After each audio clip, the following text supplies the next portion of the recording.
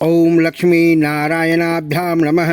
कुंती पुत्र धर्मराज युधिष्ठिर बोले कि हे भगवान, मैंने आषाढ़ माह के शुक्ल पक्ष की देवसैनी एकादशी विस्तार पूर्वक सुना। अब आपसे मुझे श्रावण मास के कृष्ण पक्ष की एकादशी की कथा सुनाइए, सुनने की इच्छा है।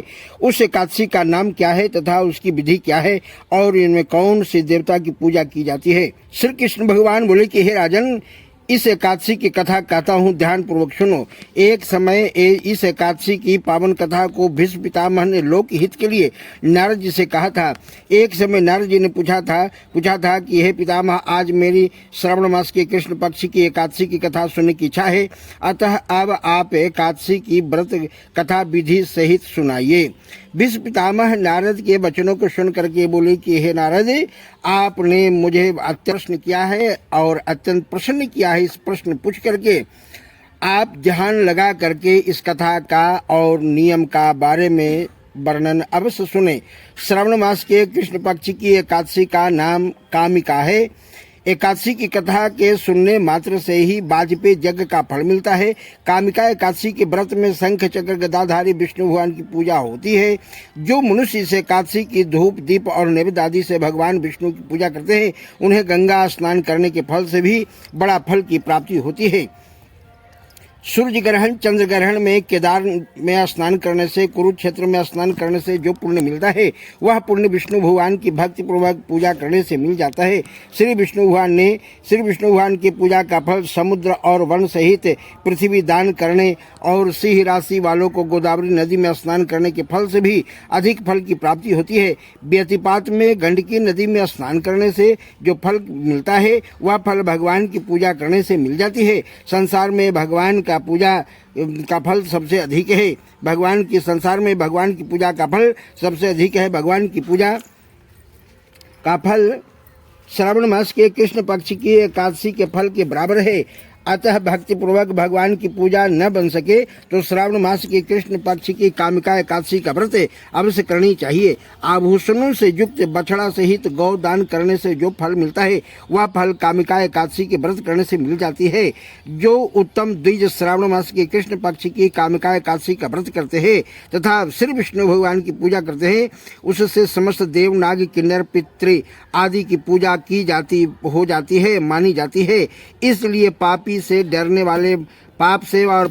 डरने वाले व्यक्तियों को विधि विधान सहित इस व्रत को अवश्य करनी चाहिए। संसार सागर तथा पापों में फंसे हुए मनुष्य को इनसे छूटने के लिए कामिका एकादशी का व्रत अवश्य करनी चाहिए। यही सबसे उत्तम व्रत है। कामिका एकादशी के व्रत से समस्त पाप नष्ट हो जाते हैं। संसार में इससे अधिक पापों को नष्ट करने वाला कोई और उपाय नहीं है। हे नारद जी, स्वयं भगवान ने अपने मुख से कहा है कि मनुष्यों को आध्यात्म विद्या से जो फल मिलता है, उससे अधिक फल कामिका एकादशी का व्रत करने से मिल जाती है। इस व्रत के करने से मनुष्य अंतिम समय में अनेकों दुखों से युक्त यमराज तथा नरक के दर्शन नहीं करते हैं। कामिका एकादशी के व्रत तथा रात्रि की जागरण से मनुष्य को कुजोनी नहीं मिलती है और अंत में स्वर्ग लोक की प्राप्ति होती है। जो मनुष्य श्रावण मास के कृष्ण पक्ष की कामिका एकादशी को तुलसी दल से भक्ति पूर्वक श्री विष्णु भगवान की पूजा करते हैं, वे इस संसार सागर में रहते हुए भी इस प्रकार अलग रहते हैं। जिस प्रकार कमल पुष्प जल में रहता हुआ भी जल से अलग रहता है, भगवान की तुलसी दल से पूजा करने का फल 1 भार स्वर्ण और 4 भार चांदी के दान करने के फल के बराबर मिलती है। श्री विष्णु भगवान रत्न मोती मणि आदि आभूषणों की अपेक्षा तुलसी दल से अधिक प्रसन्न होते हैं।